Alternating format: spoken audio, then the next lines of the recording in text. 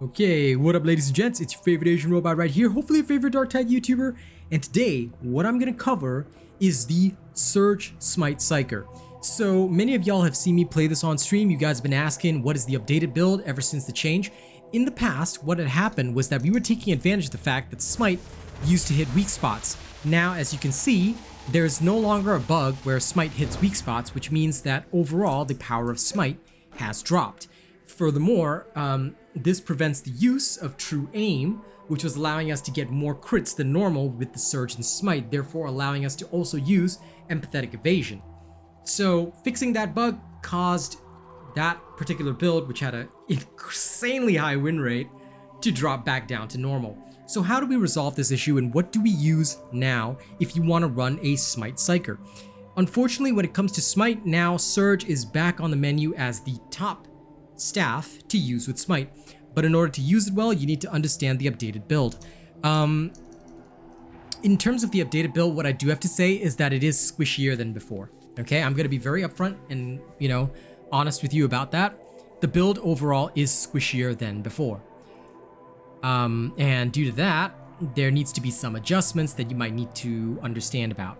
Okay, so let's start by talking about the talent tree. First, I'm going to camera vanish, and then I'm going to explain all of my choices to you. Okay, Soul Stealer is a must-have. Every time you kill anything with a warp attack, which is your staff or your smite, or even your soul blaze, you are going to get 7.5% toughness back. Quietude, you will replenish 5% toughness for every 10% quelled. Okay, this is very good. Battle meditation will help you quell in battle. All right, having the extra 10% chance to quell, 10% peril on kill is very useful. Perilous combustion will allow you to, whenever killing an elite or specialist, you will apply 3 stacks of soul blaze to nearby enemies, causing damage over time. This is pretty useful, especially in hunting grounds, things like that, or when lots of hounds are on you. You kill one of these, it's going to apply soul blaze all around, which is useful. Now, this is where you have a bit of variance. What you need to do is get to perfect timing, whereby every critical hit will give you 3% extra warp damage, stacking up to 5 times. This is an extremely useful talent because most of these builds crit pretty well. Especially the Surge Staff, it crits pretty well. So if you want to grab this, then you got to make a choice. You either take Metal, whereby critical hits will automatically replenish 5% toughness, which is great, or you can go with Warp Expenditure. It's genuinely your choice what you want to use. My personal choice is actually Warp Expenditure. I find that Warp Expenditure is better because it's more consistent. All right, I generate toughness whenever I'm generating peril, and I'm always generating peril, especially when smiting. The difference is that metal will not trigger when you're using smite. So if you have to use smite barrages to survive, you can still generate toughness with warp expenditure, but not with metal. However, metal is more beneficial when you're spamming the surge staff because guess what? Every critical hit's going to give you 5% toughness and increase your movement speed. So that's pretty fantastic. Whichever pathway you go, make sure to pick up perfect timing, all right, to increase your damage. Then you want to grab toughness boost. You don't get to grab this other toughness boost unless you give up battle meditation, which is not advisable in the current environment because this can really save your life when you have to spam in maelstroms and auric damnations. If you choose not to take battle meditation and go for extra toughness, you can, but just be aware that peril management is going to be a bit tougher than before. Yeah, it's really your personal choice. You can always go like that, and it would still be perfectly fine. Okay, I leave the choice up to you. I've gone with battle meditation because I find that it helps quite a bit. Okay, then you want to grab Smite.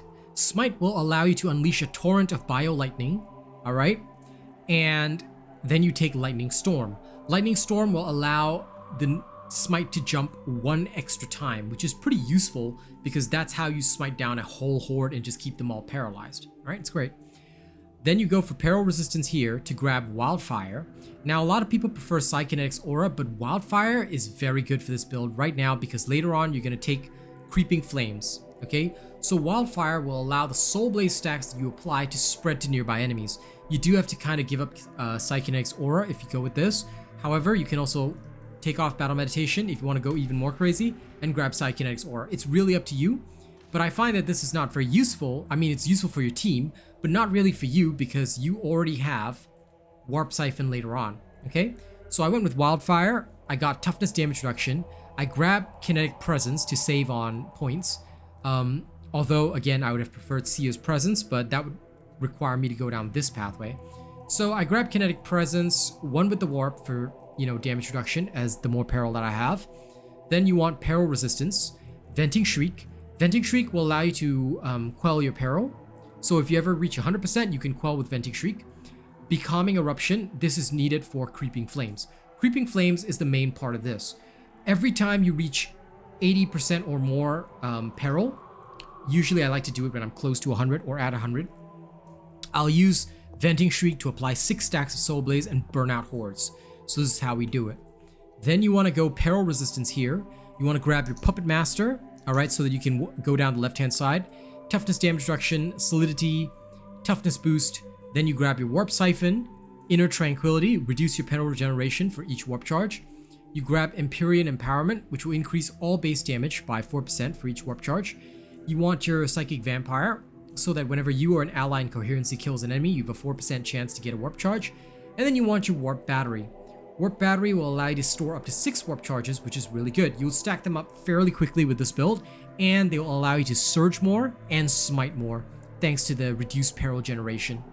Then you want to go here for Health Boost and Warp Rider. If I had more points, I would definitely take the critical hit chance, but unfortunately, Creeping Flames is so necessary nowadays. Why is it necessary? Because Horde Clear is huge. Right now in Auric Damnation and Maelstrom, the Hordes are crazy, the Elites are crazy. So, what I tend to do is, as you can see, I can smite all the way to the guys in the back there. I'll get close to maximum, and then I burn them all out, you see? So they start burning with Soul Blaze, and when they die, they will spread that Soul Blaze, you know? That is basically the idea. I can spread my warp charges and all that. Now, let me show you how it looks with 6 warp charges. Let me quickly grab that. Unfortunately, the damage of Surge Staff is no longer as good as it used to be.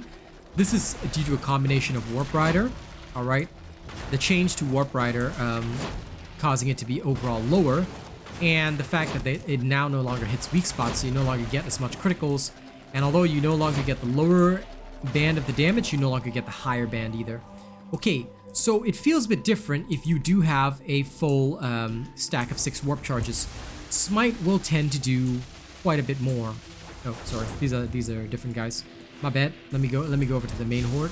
So for the main horde guys, as you can see, you can smite for quite some time, giving you more than enough time to actually kill them, which is quite hilarious. Okay, due to the length of your smite, you can smite for a fairly long time with this. With say 5 or 6 warp charges, it spreads and it does decently. So you can hold everybody in position and get kills this way.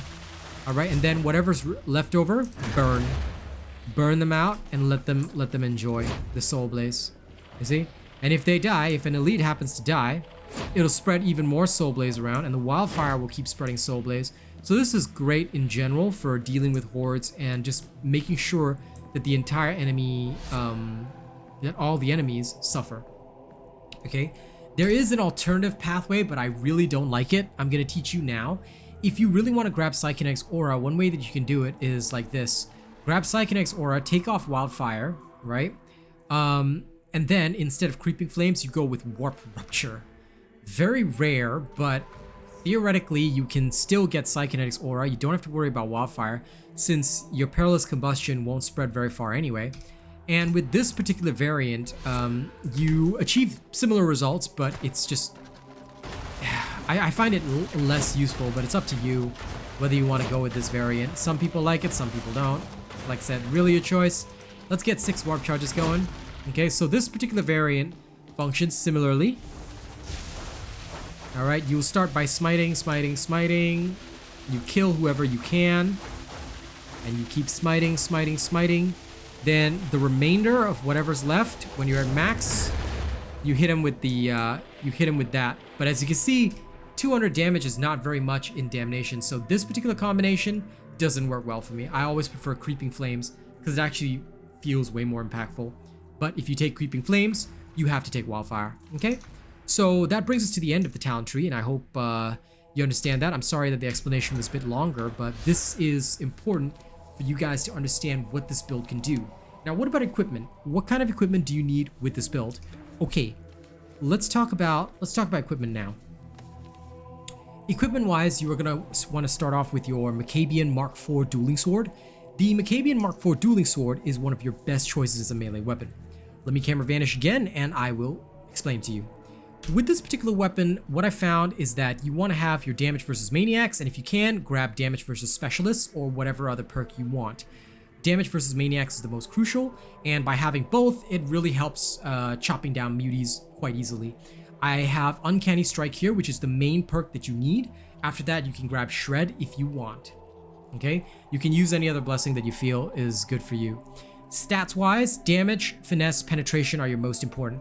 These three must all be above 70 and as high as possible. Then go for mobility and cleave damage. Your cleave damage doesn't have to be all that high. Anything above 60 is good. Mobility as high as possible, but roll whatever you can and, you know, it's not going to be a problem. But in general, you want to worry about your perks and blessings as well as your three main stats, okay? Damage, finesse, penetration, all of this helps your killing power. That is it for your Macabian Mark IV Dueling Sword. What about your Surge Staff? For your Surge Staff, what you're going to want to get is damage versus maniacs. This is pretty standard. You can also choose to go for damage versus flak armored enemies. It's really your choice. Okay, range critical strike chance here. Get Warp Nexus and Warp Flurry. These two are must-haves, okay? But the Surge Staff doesn't have a lot of blessings, so getting both of these at tier 4, not too difficult. You must also get the range critical strike chance here. You've got no choice on this. But the Maniac and Flak Armor, it's up to you what you want to choose here. For stats, what you want is damage, charge rate, critical bonus. These three are your primary stats. They must all be above 70. Damage, of course, as high as possible. But anything above 70 is good. Warp Resistance takes more priority over Quell Speed. Quell Speed is more of your dump stat, but Warp Resistance, anything above 60 is good. Why? This lowers how much you're going to spend per shot, and although it doesn't seem like much, it adds up over time. So Warp Resistance, roughly around 70 is good. Quell Speed, whatever, take whatever you can get, but try to get it above 50%. Okay? That would be it for your Surge Staff. Okay? And when it comes to the perk, right? Decide for yourself. I've been testing with the Maniac perk, but you can go with either Maniac or Flak Armor. The Maniac will, of course, help you against, like the Tox Flamer and whatnot. I find that it just helps me deal with these enemies a lot faster. Especially when I crit, I can get rid of the Tox Flamers and the rest a lot faster. Especially when there's Soul Blaze spreading around, so this is what I try to do to help myself. With the Flak Armor, it's not very necessary because in general, you're going to be only targeting the Dread Gunners and the Scab Gunners, both of which, if you get a crit, you're about 2 shots anyway, so even if you get a crit, usually they don't get finished off as well as the Maniacs do. So it's really up to you based on your own experimentation, but choose for yourself what you want to do with the Surge Staff and what you can actually kill with either perk. If you find that either perk doesn't work for you, you can take anything else, like you want to get anti-elite damage, all up to you. The world is your oyster, do whatever you want with it. Okay, do whatever you want with it. It's really your choice. Now for Curios, when it comes down to Curios, okay, Curios, I'm still running the same stuff. Stamina, toughness, health. Why? The Psyker is generally a squishy character, and investing heavily in one or the other doesn't really help you very much. Stamina will help you block more attacks, especially when somebody's down, okay? Especially on a build that doesn't have kinetic deflection, this can save your life because having more stamina means more blocking. Toughness. Toughness is good because basically the Psyker already has very low toughness, and when you're that squishy, you don't have a lot of wiggle room. So getting a toughness curio is super important. Health is a bit of a buffer. The Psyker is squishy, like I said. So having a little bit of health will help you stay alive in the field just that little bit longer. It gives you a lot more staying power, especially if mistakes happen, again, in Auric Damnation Maelstrom level. Okay, so that is why I'm running these 3 Curios. Now, when it comes to your perks, damage resistance gunners, toughness, regeneration, speed are standard across the board. Your third perk can be whatever. I like combat ability regeneration, but it's up to you what you want to choose, okay? So I tried to get combat ability regeneration, and this overall gives me about 200 health and 106 toughness. Some people feel that you can swap out the health curio for even more toughness. Again, that's genuinely your choice. If you find that your Psyker can survive enough, go ahead, but I find that my Psyker is always so starved for health, and unlike the veteran, we don't feel like toughness regeneration engines, yeah, I find that it's better to go toughness health as a split, and then that seems to be what works best for me. Okay, but again, if you feel differently, go for the toughness. Nobody's gonna scold you. Nobody's gonna be upset at you. You can do that. All right. Now, the last thing I'm gonna cover is some strengths and weaknesses of this build that you guys need to understand. Okay, when it comes to Smite, Smite can stun anything, and I mean anything. Okay, you can even stun muties, but muties take a while to get stunned. They don't get stunned immediately. Take a look. They only get staggered after a while. So when the mutie's charging at you, the mutie is not going to get stunned straight away. Just take note of that. Same with the ragers, I believe. They do not get an instant stun. Here it looks like an instant stun, but sometimes when they're rushing at you, they don't take an instant stun. So be very careful of that, okay? It may take you a while in order to make these things do the dance, okay? The last time I remember Poxhound. Yeah, Poxhound does stun instantly, so that's good. Okay, in terms of your crushers and bulwarks, they also take a while. Okay, so you're not gonna be able to immediately stop a crusher.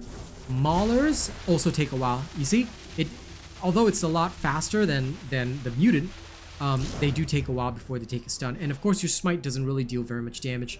So in general, you are doing this for control purposes. Okay. One thing that you have to also understand is that in Maelstrom runs with the Nurgle Blessing, you are not gonna get anything done. Nurgle Blessing makes enemies CC immune. So if you're going into a Maelstrom run with a Nurgle Blessing, do not pick Smite. It will get you destroyed. And being destroyed is bad. So please do not get destroyed by bringing in Smite. I did it in the stream where I showcased this build, but the later parts where I show it in Auric Damnation, you can see me sleepwalking through the content.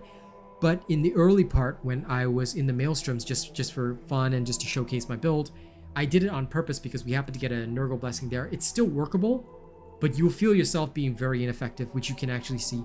And that's why the run took so long, because I wasn't able to do my full job as a Smite Psyker. So if you're interested in playing Smite in normal difficulty runs, like up to Damnation, Auric Damnation, or Auric Heresy, totally fine. Auric Maelstrom with Nurgle Blessing, be very careful with bringing this build in, okay? Thank you very much for watching this video. Don't forget to like, share, and subscribe. Every like you give us helps this video get out there, so make sure you like this video if you haven't already, okay? It would tremendously help this channel if you do. Now, I'm going to thank some people that have made all of our stuff possible because they are amazingly awesome. Okay, starting right at the top right here, okay? I'm going to thank the following individuals.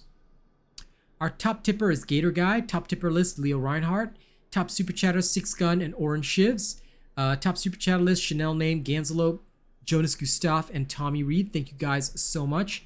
And in terms of our channel members who make all of our shenanigans possible, okay, our top channel members are the following individuals. Okay.